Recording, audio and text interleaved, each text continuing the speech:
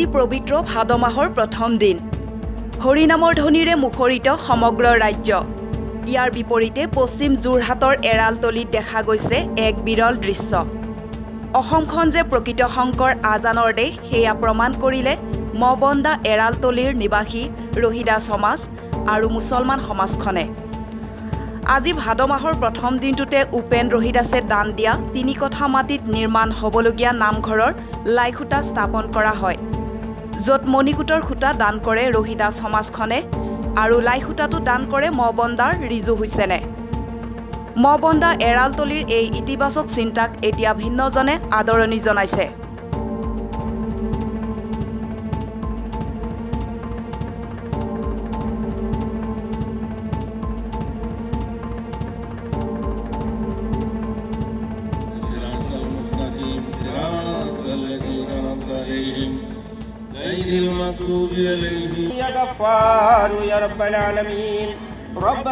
শুভ উদ্বোধনী নামঘৰ হৈছে ই সঁচাকৈ প্ৰশংসনীয় বিষয় আৰু শলাগ ল'বলগীয়া বিষয়।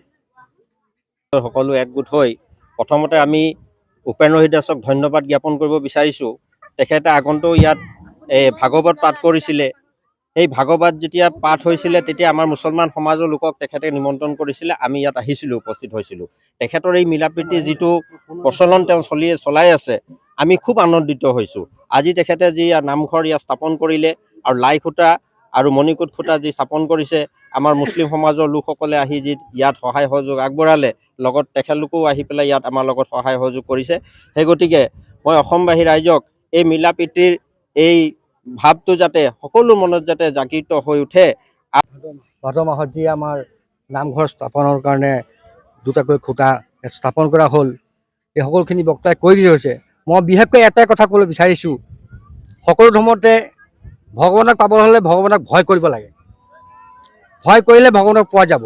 আজি মই ৰাতিপুৱাৰ পৰা ইয়াতে দেখিছোঁ, যি ধৰণে শংকৰদেৱে দেখুৱাই যোৱা আদৰ্শ মতে যি তেওঁলোকে যি কামভাগ আগবঢ়াইছে, যিমান ভয়ে ভয়ে আগবঢ়াইছে যে ভগৱানে আমাক দেখি আছে, এনেকুৱা এটা পৰিস্থিতি হৈছে যে এনেকুৱা কৰিছে যে কিবা ভুল হৈ যাব নেকি, ইমান সৱধানে কামবিলাক কৰিছে। সঁচাই মই বৰ মুগ্ধ হৈছোঁ, খুব ভাল লাগিছে। এনেকুৱা এটা পৰিৱেশ যাতে আমি আনকালো পাই থাকোঁ, মোৰ সেই আশাৰে মোৰ বক্তব্য সামৰণি মাৰিছোঁ। তাকেই আজি মই যেতিয়াই কালি মোক নিমন্ত্ৰণ দিবলৈ গৈছিল, আজি প্ৰায় 4টামান জেগাত মোৰ নিমন্ত্ৰণ আছিল। তেতিয়াই লাই খুঁটা বুলি ক'লে, তেতিয়া মই ফাৰ্ষ্ট দায়িত্ব ইয়াতে আহিলোঁ।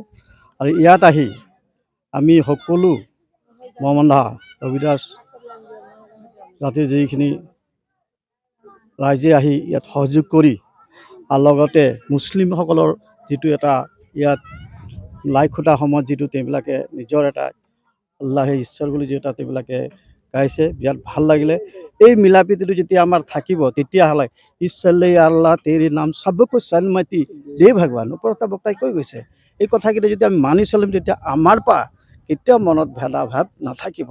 এইকেই মই কামনা কৰিছোঁ, যাতে আমি যেতিয়া পথখিনি দেখাই যাম, তেতিয়া আমাৰ উঠি অহা যুৱক যুৱতীও যাতে আমাৰ একতা দোলেৰে এক মন হৈ থাকিব। আৰু শ্ৰীমন্ত শংকৰদেৱে এই বস্তুটো কৈ গৈছে, যাৰ কাৰণে তেওঁ লাই খুঁটাৰ নামত এটা স্থান দিছে যে তেওঁ আমাৰ লগত থাকে বুলি। সেইটো কাৰণে সেইটো বাৰ্তা দিবলৈ বিচাৰিছোঁ, যাতে আৰু ভাল লাগিছে যে 25ত আমাৰ 6, 7, 8 ফেব্ৰুৱাৰী মাহৰ যিটো আমাৰ ইমানেই ভাগ্য, 16খন আঞ্চলিকৰ মাজত আৰু যোৰহাট জিলাৰ ভিতৰত ইয়াত শ্ৰীমন্ত শংকৰদেৱ সংঘৰ যিটো মূলৰ যিটো অধিৱেশন, এই স্থানতেই পাতিব।